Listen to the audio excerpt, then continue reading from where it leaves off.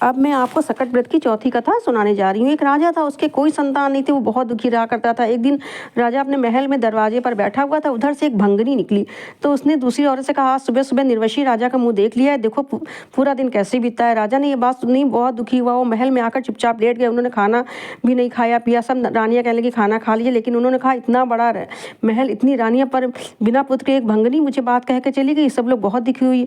पर छोटी रानी की दासी बहुत चालाक थी। उसने छोटी रानी से कहा, राजा बहुत दुखी हैं, हम जो करती जाएं तुम चुपचाप देखती जाओ, राजा का दुख दूर हो जाएगा। उसने जाकर राजा से कहा, राजा जी उठिए, भोजन करिए, छोटी रानी गर्भवती है। राजा बहुत खुश हुआ और उठकर खाना खाया और 9 महीने तक पुत्र होने का इंतजार करने लगा। एक दिन दासी ने राजा से आकर बताया कि छोटी रानी के पुत्र हुआ है। राजा ने खूब उत्सव मनाया, खूब धन बांटा। दासी से बोले, मुझे पुत्र दिखाओ। दासी ने कहा, उसके गुण खराब है, पसंद में देखना। छोटी रानी बड़ी दुखी थी। उसने दासी से कहा, राजा को तुम्हारे झूठ का पता चलेगा तो तुमको भी मरवा देंगे और मुझको भी। दासी ने कहा, रानी देखते जाइए। जब पसनी का समय आया तो राजा ने कहा, दासी अब तो दिखाओ। दासी ने कहा, राजा मुंडन में देखना। राजा मान गए। अब मुंडन का भी समय आ गया, खूब धूमधाम से तैयारी हुई। राजा ने फिर दासी से कहा कि अब तो दिखाओ। दासी ने कहा, अब राजा सीधे ब्याह में देखना।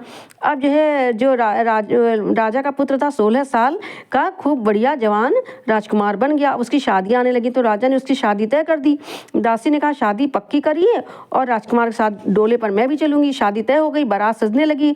राजा बोला, दासी अब तो राजकुमार को दिखाओ। दासी बोली, द्वार चार में देखना। राजा फिर चुप हो गए।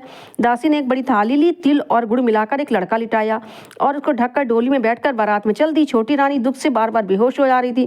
कहती है, राजा जी की बेइज्जती जरूर करा के रहेगी। बारात चली जा रही थी, लोग थककर एक जगह विश्राम करने लगे। दासी का डोला एक पीपल के चबूतरे पर रख दिया गया। दासी नहाने तालाब में चली गई। उसी पेड़ के नीचे सकट देवी बैठी थी। सकट देवी ने देखा डोले के आसपास चींटी लगी हुई हैं और आ जा रही हैं। उन्होंने डोला खोलकर देखा, थाली से तिल गुड़ निकाल कर खाया। सकट देवी को बहुत अच्छा लगा, मीठा मीठा। धीरे धीरे देवी ने सब गुड़ तिल खा लिया और थाली हो गई खाली। दासी नहाकर लौटी, तब देखा सकट देवी बैठी है और थाली खाली है। अब क्या था, दासी सकट माता के पैर पकड़कर जोर जोर से रोने लगी। बोली, मेरा बेटा लिया है, मेरा बेटा देव। थाली में मेरा बेटा पड़ा हुआ था, उसको तुमने खाया है। अब मुझे बेटा दोगी तभी मैं पैर छोड़ूंगी। अब सकट माता बड़े संकट में फंस गई। उन्होंने कहा, अच्छा पैर छोड़ो बेटा, ले लो। 16 साल का सुंदर कुंवर सकट देवी ने दे दिया। तब दासी बहुत प्रसन्न हुई। बारात दरवाजे पर पहुंची। राजा ने कहा, दासी अब तो समय आ गया, अब तो मेरे राजकुमार को दिखाओ। दासी ने पालकी से पर्दा हटाया। राजा राजकुमार को देखकर दंग रह गए और बोली, इतना सुंदर था इसीलिए तो तुमने मुझे दिखाया नहीं। खूब धूमधाम से शादी हुई। जब बारात वापस आई तो छोटी रानी दुख से बेहोश थी, जाने क्या हुआ होगा। जब बारात दरवाजे पर आई तब दासी दौड़कर आई और छोटी रानी से बोली, राजकुमार और बहू का परिछन करो चल के। लड़के और बहू को देखकर फूली न समाई। दासी ने कहा, रानी हम सवा पसेरी का लड़का बनाकर ले गई थी, तुम सवा मन का तिल गुड़काल बनाकर सबको प्रसाद बांटो। सकट माता की कृपा से तुम्हें पुत्र मिला है। जय सकट माता की जय।